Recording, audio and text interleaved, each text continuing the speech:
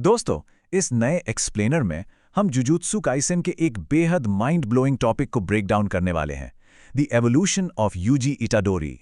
Seriously, इस character की journey किसी रोलर कोस्टर से कम नहीं है। तो चलिए सीधा कंटेंट में जंप करते हैं। जुजुत्सु काइसेन की बिगिनिंग में यूजी इटाडोरी एक बिल्कुल normal ordinary high school student लगता था, राइट? लेकिन सच ये है, यूजी कभी नॉर्मल था ही नहीं, बिल्कुल भी नहीं। तो चलिए सबसे पहले उसके नॉर्मल होने के इस इल्यूजन को, इस भ्रम को ब्रेक करते हैं। क्योंकि स्टोरी के स्टार्ट से ही यूजी एक इम्पॉसिबल लेवल की फिजिकल स्ट्रेंथ दिखाता है। वो बिना कर्स्ड एनर्जी के सुपर ह्यूमन जंप्स कर सकता था, इनसेन स्पीड से मूव करता था और ध्यान दीजिए, मॉन्स्टर्स को इजीली फाइट कर लेता था। और सबसे शॉकिंग बात, ये सब उसने सुकुना की फिंगर खाने से पहले किया था। Think about that for a second. अब आते हैं उस कैटलिस्ट पर जहां से उसके वेसल बनने की असल शुरुआत हुई। सब कुछ तब स्टार्ट हुआ जब यूजी ने सुकुना की फिंगर कंज्यूम की। नॉर्मली क्या होता, कोई भी आम इंसान सुकुना की फिंगर खाते ही इंस्टेंटली मर जाता। उसकी बॉडी वो एनर्जी झेल ही नहीं पाती। लेकिन यूजी सिर्फ सर्वाइव ही नहीं करता, वो एक्चुअली सुकुना को पूरी तरह कंट्रोल भी कर लेता है। और यही वो मोमेंट है जो प्रूव करता है कि यूजी की बॉडी डेफिनेटली नॉर्मल नहीं है, उस पर आम बायोलॉजी के रूल्स लगते ही नहीं है।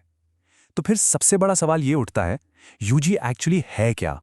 इसका जवाब मांगा रिवील करता है कि यूजी की बर्थ कंप्लीटली नेचुरल थी ही नहीं। केंजाकू, जो कि जुजुत्सु काइसेन का अल्टीमेट मास्टरमाइंड विलन है, वो डायरेक्टली यूजी की क्रिएशन से कनेक्टेड था। इसका साफ मतलब है कि यूजी को शायद स्पेसिफिकली एक परफेक्ट सुकुना वेसल बनने के लिए ही क्रिएट किया गया था।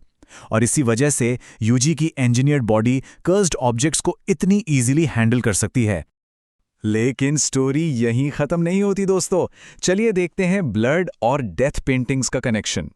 मांगा के लेटेस्ट आर्क्स में हम देखते हैं कि यूजी नए और इनसेन पावर्स अनलॉक करना स्टार्ट करता है। सबसे पहले आती है ब्लड मैनिपुलेशन। ये एक ऐसी कर्स टेक्निक है जो नॉर्मली सिर्फ कामो क्लैन या चोसो जैसे कैरेक्टर्स यूज करते हैं। लेकिन अचानक यूजी भी ब्लड रिलेटेड टेक्निक्स यूज करता हुआ दिखने लगता है।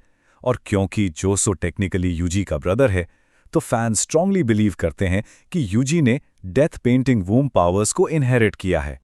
अब बढ़ते हैं उसके आर्सेनल की सबसे डेंजरस एबिलिटी की तरफ, the power of soul attacks. ये एबिलिटी वाकई में एक गेम चेंजर है।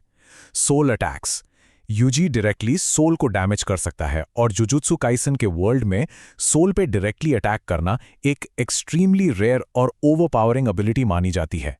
और इसी अनबिलीवेबल स्किल की वजह से यूजी एक्चुअली सुकुना को प्रॉपरली हर्ट कर पाता है। क्योंकि ध्यान रहे, सुकुना की एक्चुअल एग्जिस्टेंस भी प्रैक्टिकली सोल बेस्ड ही है, तो उसकी सोल पे हिट करना उसकी एग्जिस्टेंस पर सीधा वार करने जैसा है। तो इन सारे फैक्ट्स को कंबाइन करने के बाद हमारा अगला टॉपिक खुद ब खुद सामने आता है। क्या यूजी फ्यूचर का स्ट्रॉन्गेस्ट सॉर्सरर बनेगा? अब बस एक मोमेंट के लिए इमेजिन करो, एक ऐसा इंसान जिसके पास एक सुपर ह्यूमन बॉडी हो, ऊपर से ब्लड मैनिपुलेशन हो और साथ में सोल डैमेजिंग अटैक्स भी हों।